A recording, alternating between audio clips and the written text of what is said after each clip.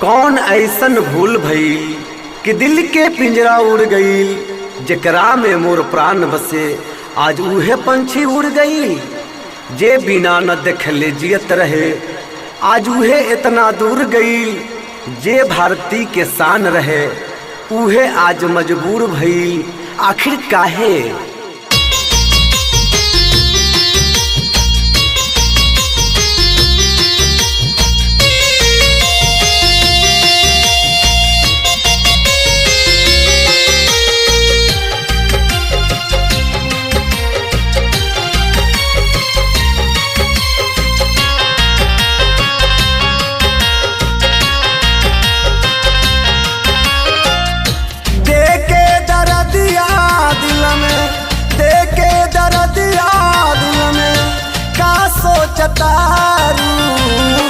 जोगिया के भेस तू बना देले बारू, जोगिया के भेस तू बना देले बारू। देके दर्दिया दिल में, देके दर्दिया दिल में का सोचतारू। जोगिया के भेस तू बना देले बारू, जोगिया के भेस तू बना देले बारू। हम तो तेरे दिल की महफिल सजाने आए थे, हम तो तेरे दिल की महफिल सजाने आए थे। तेरी कसम तुझे अपना बनाने आए थे। किस बात की सजा दी है तूने मुझे ओ बेवफा, किस बात की सजा दी है तूने मुझे वो बेवफा। हम तो तेरे दर्द को अपना बनाने आए थे, हम तो तेरे दर्द को अपना बनाने आए थे।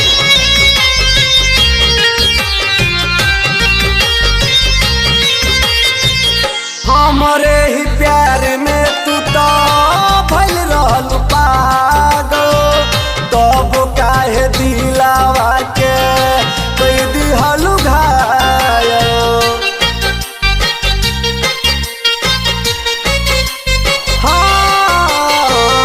हमारे ही प्यार में तू तो भइल रहल पागल, तब काहे दिलावा के कोई दिहलु घायल। कोइले रहल वादा जवन, कोइले रहल वादा जवन भूल गइल बारू। जोगिया के भेस तू बना देले बारू, जोगिया के भेस तू बना देले बारू। अगर साथ देती तो मुस्कुराते जरूर, अगर साथ देती तो मुस्कुराते जरूर। प्यार अगर दिल से करती तो निभाते जरूर। रास्ते में चाहे कितना भी कांटे क्यों नहीं होता, रास्ते में चाहे कितना भी कांटे क्यों नहीं होता। आवाज अगर दिल से देती तो आते जरूर, हम आते जरूर। काहे खातिर कैलू गोरी हमसे बेवफाई, जियत जिंदगिया में दिहलू अगिया लगाई।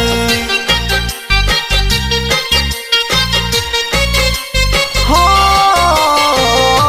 काहे खातिर कैलू गोरी हमसे बेवफाई, जियत जिंदगिया में दिहलू अगिया लगाई।